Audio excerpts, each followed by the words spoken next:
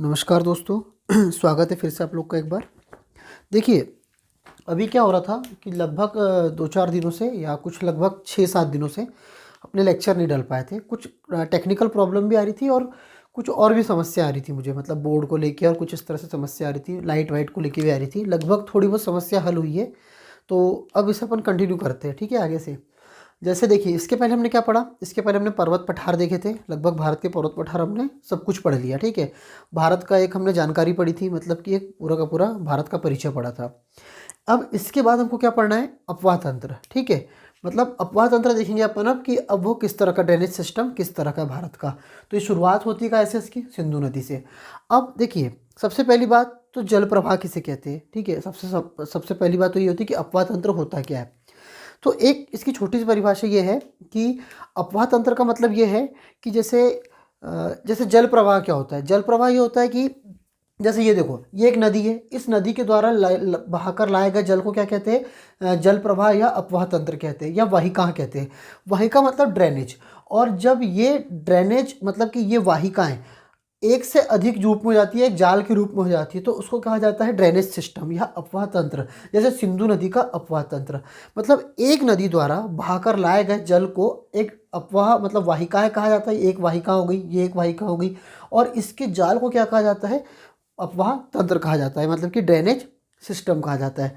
अगर हम भारत के संदर्भ में बात करें तो भारत में अच्छा, ये डिपेंड काय पे करता है? ये डिपेंड करता है मतलब यहाँ की भूवैज्ञानिक स्थिति कैसी है, मतलब कि नदियाँ वहाँ की भूस्थलाकृति पर निर्भर करती है, उस क्षेत्र के ढाल पर निर्भर करती है, वहाँ के बहाकर लाए गए जल पर निर्भर करती है, वहाँ पे जल की मात्रा कितनी है, बहाव की मात्रा कितनी है। तो किसी भी देश की नदियाँ वहाँ की भू आकृति या भूस्थलाकृति के ऊपर निर्भर करती है। भारत शुरू से नदियों का देश रहा है, भारत में नदियाँ बहुत रही है, ठीक है। और अगर हम आर्थिक रूप में देखें तो हमारे यहाँ नदियों का बहुत अधिक महत्व भी है।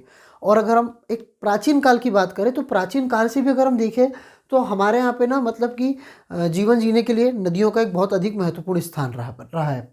अगर हम उत्पत्ति के आधार पर बात करें तो भारत की नदियों को दो भागों में बांटा गया है। एक हिमालय की नदियाँ जो अभी हम पढ़ने वाले हैं, जिसमें 2-3 तंत्र पढ़ेंगे, सिंधु नदी तंत्र, ब्रह्मपुत्र और गंगा, हिमालय की नदियाँ, और एक पढ़ेंगे प्रायद्वीपीय भारत की नदियाँ। दो भागों में बांटा गया है।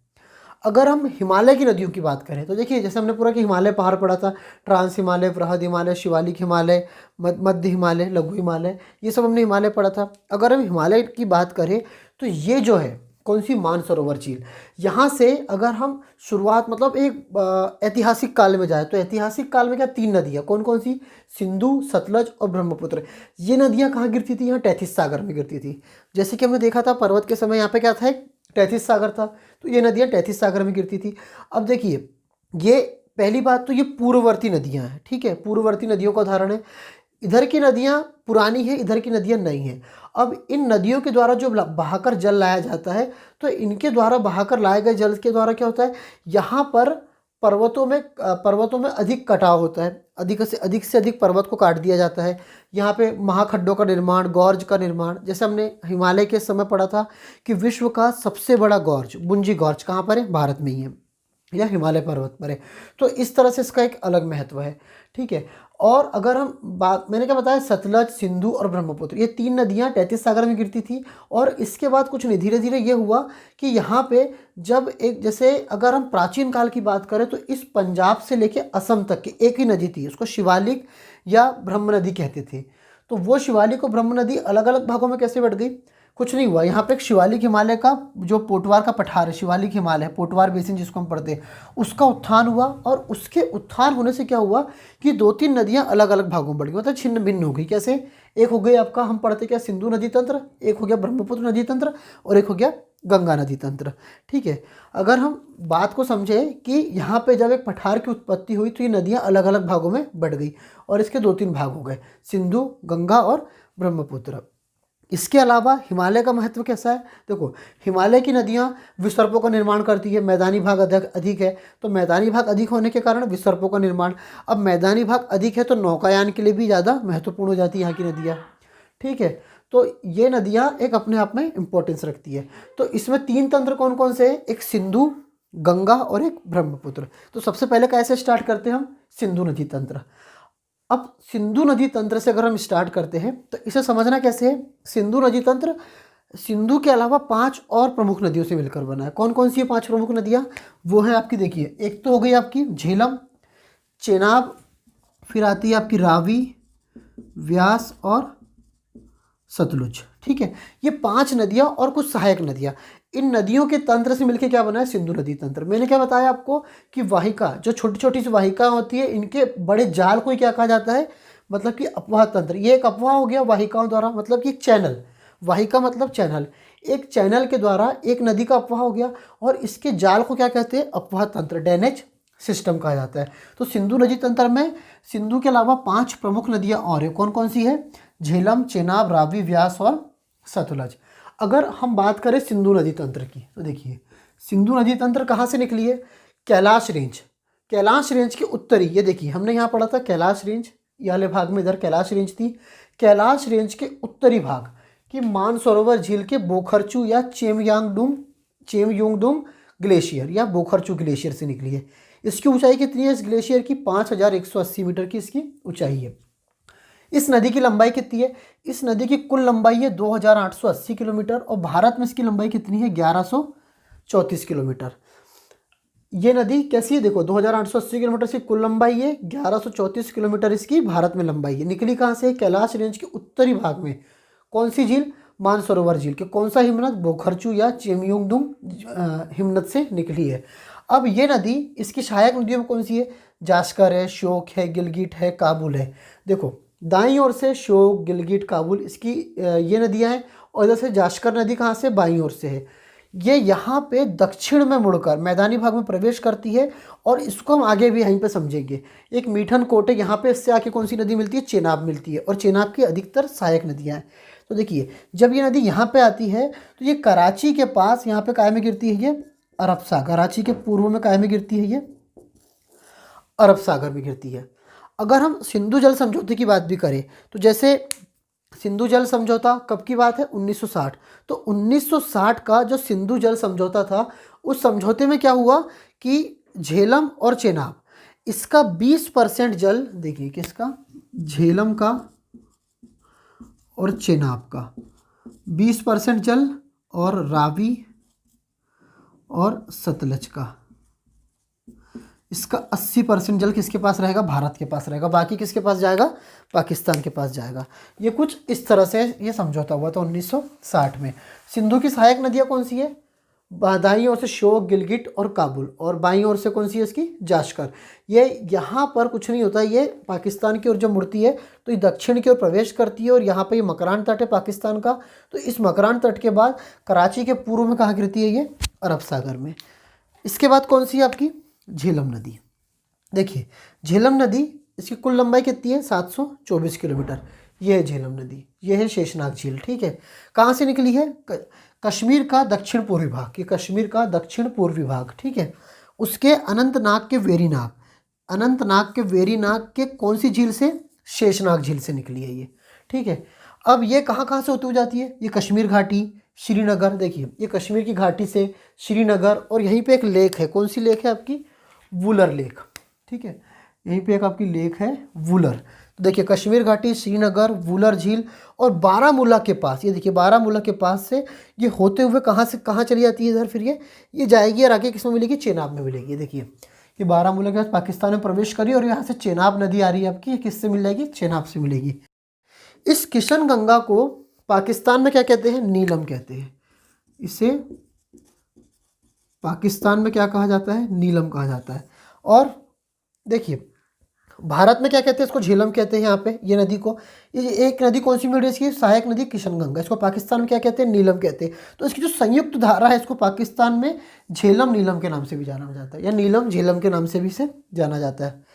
इसके बाद इधर आगे आती है ये नदी जब, तो इधर मुजफ्फराबाद और मीरपुर, ये भारत और पाकिस्तान की सीमा मुजफ्फराबाद और मीरपुर से होते हुए मांगला डैम, देखिए पाकिस्तान के मांगला डैम में झंग के निकट, कहाँ पर? पाकिस्तान में झंग के निकट किससे मिल जाती है? चेनाब से मिल जाती है। ये देखिए, ये चेनाब आ रही है, किससे मिल जाएगी? यहाँ पे ये चेनाब से मिल जाएगी।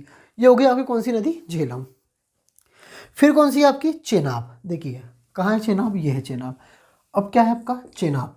देखो चेनाब नदी कहाँ से निकली है, बारालाचाला दर्रा। ये देखिए ये चेनाब नदी कौन सा पास है आपका, ये बारालाचाला पास, ये वाला है, मैंने यहाँ लिखा नहीं है इसको, ये है आपका बारालाचाला पास, बारालाचाला दर्रा।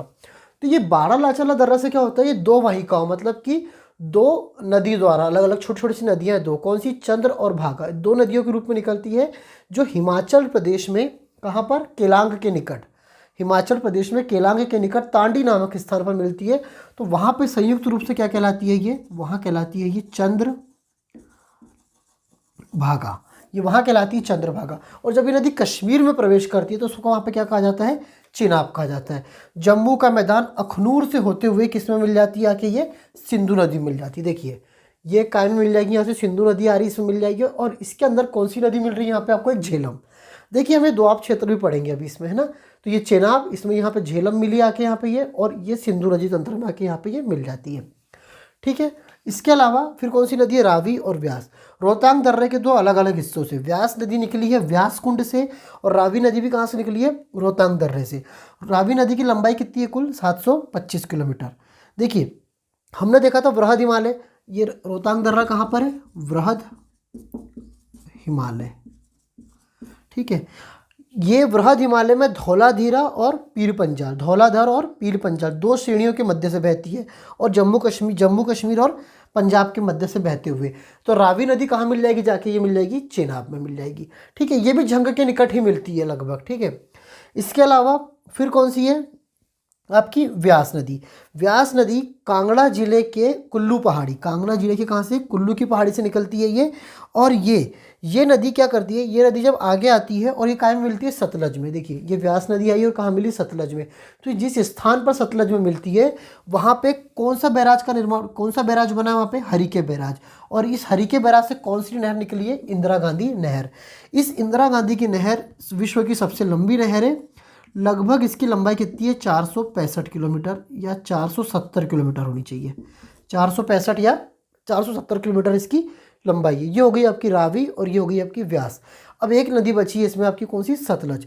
तो सतलज नदी, इस सतलज नदी कहाँ से निकली, तिब्बत के पठार के राकस लेक। ये देखिए तिब्बत का पठार आपका ये, और वहाँ के कौन से लेक से, राकस लेक से। ये तिब्बत के पठार के राकस लेक से निकली और कौन से दर्रे से होती हुई जाती है, शिपकिला। हरिके नामक स्थान यहाँ पे हरिके बैराज बनाएगी और ये जाएगी यहाँ पे। तो ये यहाँ पे किस में मिल जाएगी, चेनाब में मिल जाएगी। ये देखिए ये किस में मिल जाती है, यहाँ पे आके फिर आगे चेनाब में मिल जाती है।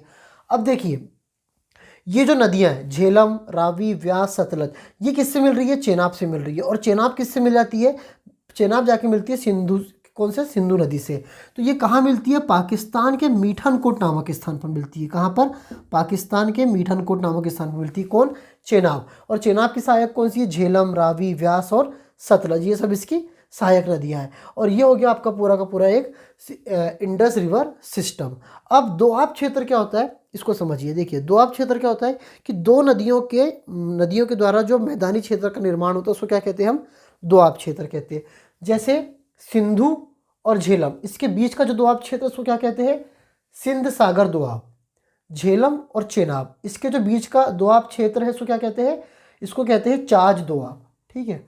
इसी के अलावा रावी, व्यास, इसके बीच को कहते हैं बारी दोआब। व्यास और सतलज इसको कहते हैं बीष्ट दोआब। तो ये दोआब क्षेत्र का निर्माण करती है। ये जो 5 नदियाँ हैं, झेलम, चेनाब, रावी, व्यास और सतलज, इसके द्वारा संयुक्त रूप से निर्मित मैदान को इसको कहते हैं पंजाब का मैदान, पंजाब का मैदान। संयुक्त रूप से क्या कहा जाता है इसे, पंजाब का मैदान। होप कि सिंधु नदी तंत्र आपको समझ में आया होगा। इसके आगे पढ़ते हैं अपन इसी में आप गंगा और फिर एक ब्रह्मपुत्र नदी तंत्र। Thank you.